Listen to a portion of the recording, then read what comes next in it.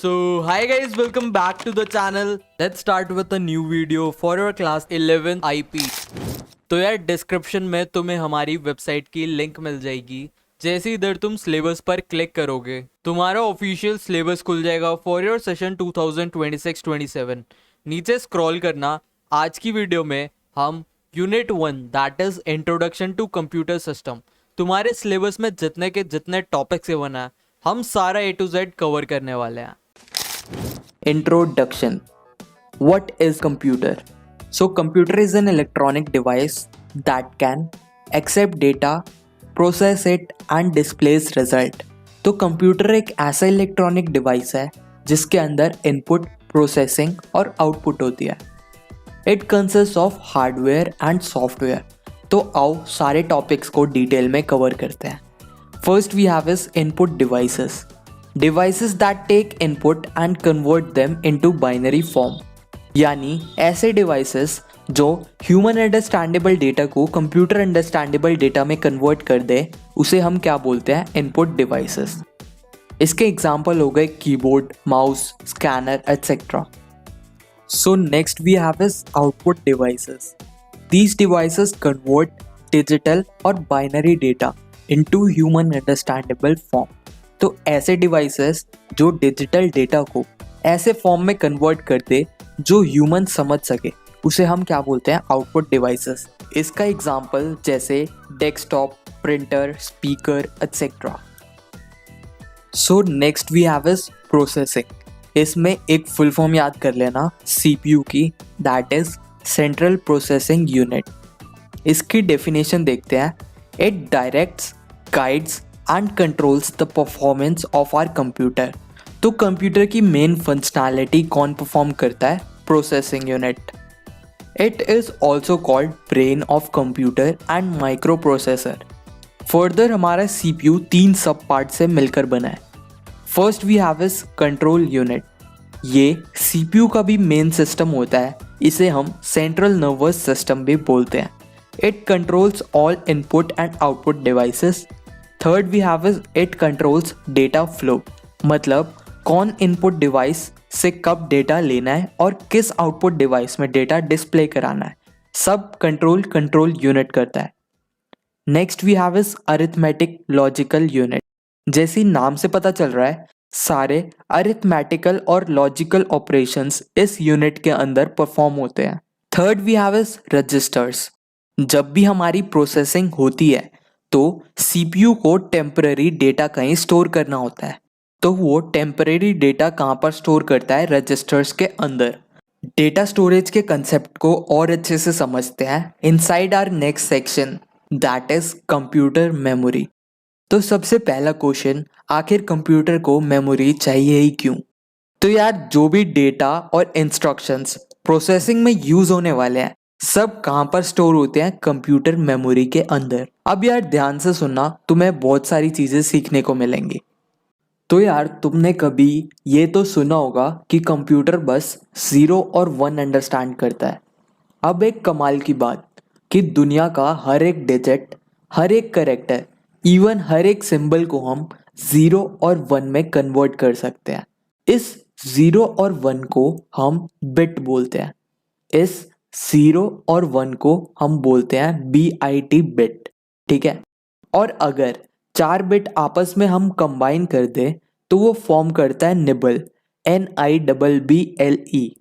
तो यार ये रहे कुछ निबल के एग्जाम्पल। सिमिलरली अगर तुम 8 बिट आपस में कंबाइन कर दोगे तो वो फॉर्म करेगा 1 बाइट। इतना आई गेस क्लियर होगा। अब यार जो तुम बोलते हो 16 GB की पेन ड्राइव, 8 GB की रैम, 2 KB पर सेकेंड की वाईफाई स्पीड, ब्ला ब्ला, उनमें ये GB, MB, KB पता है तुम्हें क्या होता है? यही होते हैं यूनिट्स ऑफ मेमोरी। अब यार देखो, 1 किलोबाइट के अंदर 1024 बाइट्स होते हैं। सिमिलरली 1 MB के अंदर 1024 KB होते हैं। और ऐसे ही करते करते अलग अलग यूनिट्स का अलग अलग कन्वर्जन हम कर सकते हैं। तो ये याद रखना, जैसे मैथ्स में 1 किलोमीटर में 1000 मीटर होते हैं, बट कंप्यूटर के अंदर 1 किलोबाइट के अंदर 1024 बाइट होते हैं। ये गलती मैंने अपने टाइम पे करी थी, तो तुम ये गलती मत करना। So next we have is types of memory. First type की होती है हमारी प्राइमरी मेमोरी, इसे हम मेन मेमोरी भी बोलते हैं। जब भी तुम्हारा कोई सॉफ्टवेयर या एप्लीकेशन स्टार्ट होता है तो वो सबसे पहले मेन मेमोरी में लोड होता है, उसके बाद सीपीयू से स्टार्ट करता है। तो हमारा प्राइमरी मेमोरी भी दो टाइप के होते हैं। First we have is RAM and second we have is ROM. इन दोनों में डिफरेंस याद कर लेना। रैम की full form random access memory, ROM की read only memory.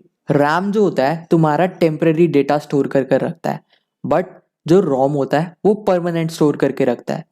RAM volatile nature का होता है, जैसे अगर तुम काम करते करते तुम्हारा पीसी एकदम से बंद हो जाए तो रैम का जो भी डेटा है वो लॉस्ट हो जाएगा, बट रोम में वो डेटा स्टोर रहेगा क्योंकि वो नॉन वोलाटाइल टाइप का है। रैम जो यूज होता है नॉर्मल ऑपरेशंस के लिए होता है। रोम जब भी पीसी वगैरह स्टार्ट करना होता है तब रोम की यूज होती है। तो रैम फास्ट होता है और रोम रैम से स्लो होता है। ठीक है, ये थे रैम और रोम के डिफरेंस। इसके बाद सेकेंड टाइप की memory we have is secondary memory. It stores data permanently. तो यार सेकेंडरी मेमोरी में अगर तुमने कुछ डेटा स्टोर कर दिया तो वो हमेशा के लिए वहां पर रहेगा। ये नॉन वोलेटाइल नेचर का होता है जो अभी मैंने बताया था। It has larger storage capacity. RAM हमारी max to max 12 GB, 16 GB, 32 GB ऐसे होता है, बट सेकेंडरी मेमोरी जो हमारी होती है वो टीबी तक जा सकती है, मतलब 1024 GB तक उसमें स्टोरेज कैपेसिटी होती है। It can not be directly accessed bye CPU. तो यार जो भी हमारा सीपीयू है वो बस प्राइमरी मेमोरी के साथ छेड़खानी कर सकता है, सेकेंडरी मेमोरी से सीपीयू का कुछ लेना देना नहीं है। इसके एग्जाम्पल हो गए SDD, SSD, hard disk, pen drive etcetera. जितने भी एक्सटर्नल स्टोरेज डिवाइस तुम यूज करते हो सारे सेकेंडरी मेमोरी के अंदर आते हैं। So next topic we have is system बस।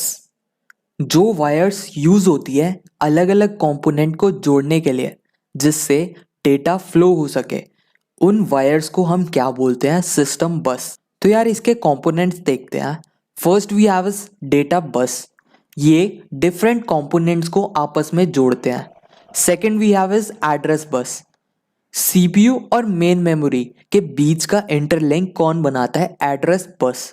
Third we have is control bus. जितने भी कंट्रोल सिग्नल यूज होते हैं कम्युनिकेट करने के लिए वो सब कहाँ पर स्टोर होते हैं? कंट्रोल बस के अंदर।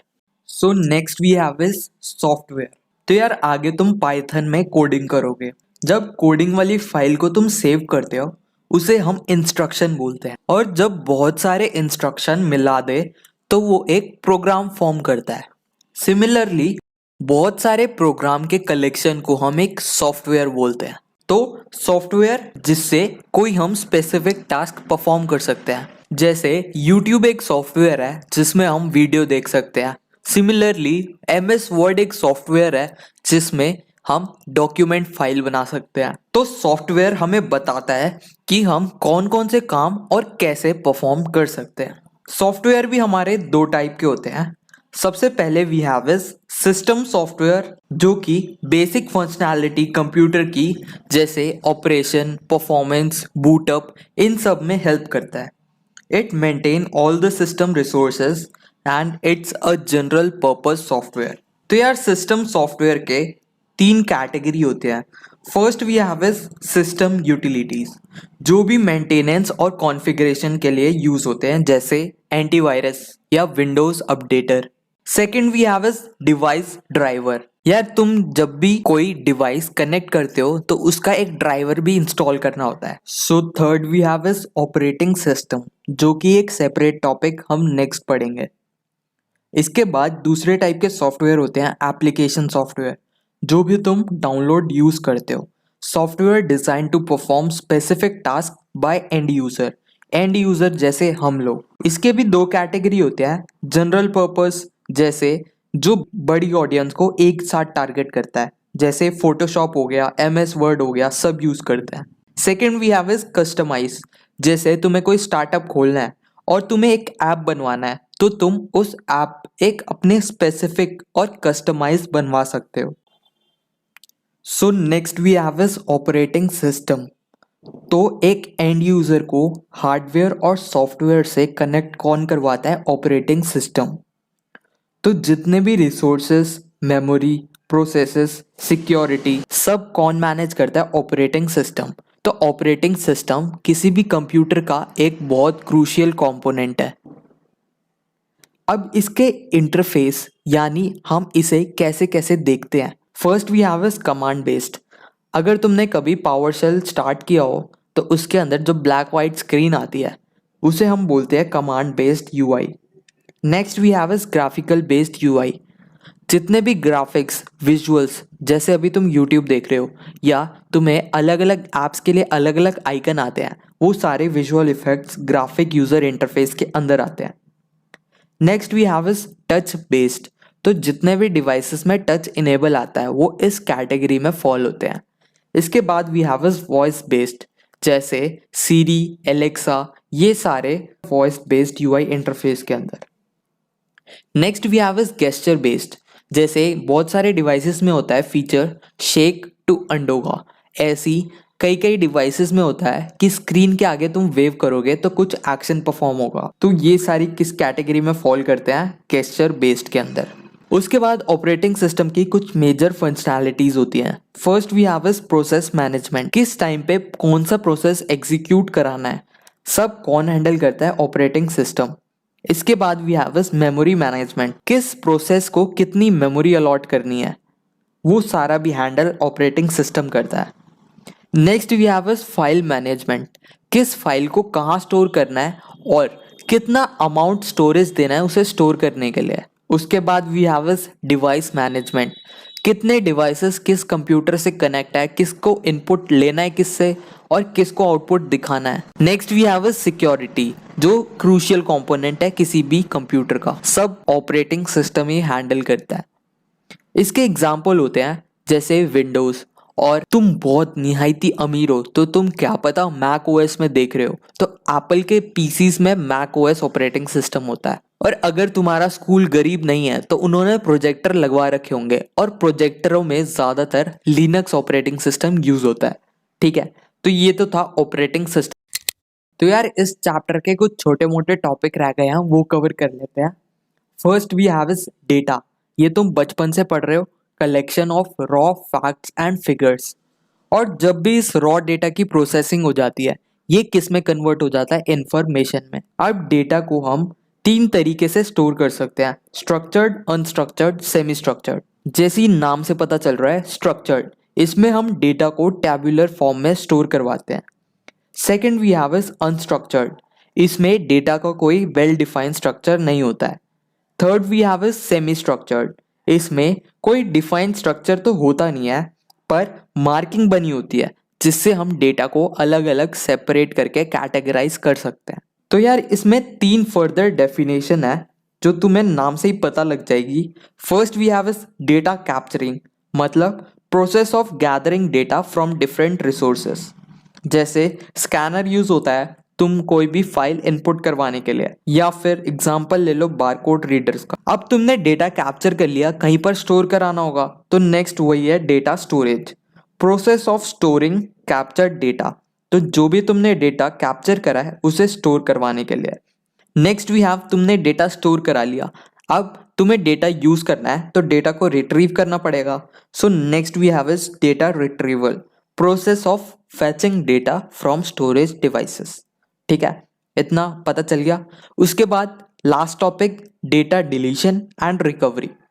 तो यार सबसे बड़ा थ्रेट तुम्हारा यही होता होगा कि तुम्हारी कोई फोटो लीक ना हो जाए, वैसी वाली फोटोज। ठीक है, कभी भी ओयो मत जाना।